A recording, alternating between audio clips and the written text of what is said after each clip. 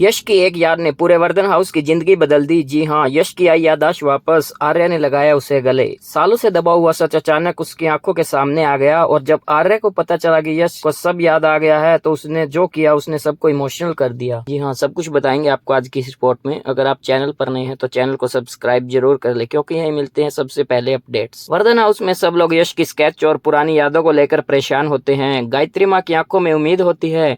आर्य और अनु भी यश के पास ही रहते हैं। रात को यश अपने कमरे में पुरानी फैमिली फोटो देख रहा होता है, तभी अचानक उसके सर में तेज दर्द शुरू हो जाता है। उसकी आंखों के सामने पुराना पल फ्लैश होने लगते हैं। एक छोटा बच्चा, गायत्री माँ का प्यार, आर्य के साथ बचपन की मस्ती और वर्धन हाउस का आंगन, सब कुछ धीरे धीरे याद आने लगता है। यश की आंखों से आंसू निकल जाते हैं। माँ, आर्य, वो धीरे से बोलता है। तभी अनु उसके कमरे में आती है। यश को रोते देख वो घबरा जाती है। यश जी, क्या हुआ?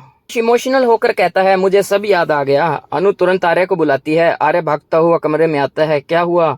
यश उसकी तरफ देखता है। उसकी आंखों में आंसू होते हैं। आर्य, मैं तुम्हें पहचान गया। पूरा घर सन रह जाता है। आर्य कुछ पल तक यश को देखता रहता है, फिर उसकी आंखों में भी आंसू आ जाते हैं। वो दौड़कर यश को गले लगा लेता है। मुझे पता था कि एक दिन तुम जरूर वापस आओगे। पूरा वर्धन हाउस इमोशनल हो जाता है। गायत्री माँ रो पड़ती हैं। गायत्री माँ यश के सर पर हाथ रखती हैं। ये मेरा बेटा है, आखिर मुझे मिल ही गया। हर्ष, अनु और जेंडे भी इमोशनल हो जाते हैं।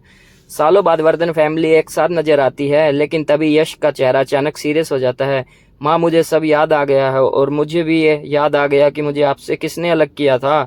पूरा वर्धन हाउस शॉक में आ जाता है। आर्य हैरान होकर पूछता है, कौन? यश धीरे से एक नाम लेता है और सबके होश उड़ जाते हैं।